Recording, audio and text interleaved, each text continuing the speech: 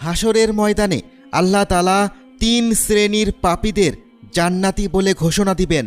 সেখানে উপস্থিত সকলেই তখন আশ্চর্য হয়ে যাবে। তারা ভাববে, এ কি হলো?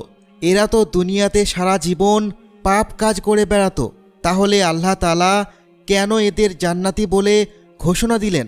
তখন সেই পাপীরা খুশিতে পাগল হয়ে তারা বেহেশতের দিকে ছুটবে।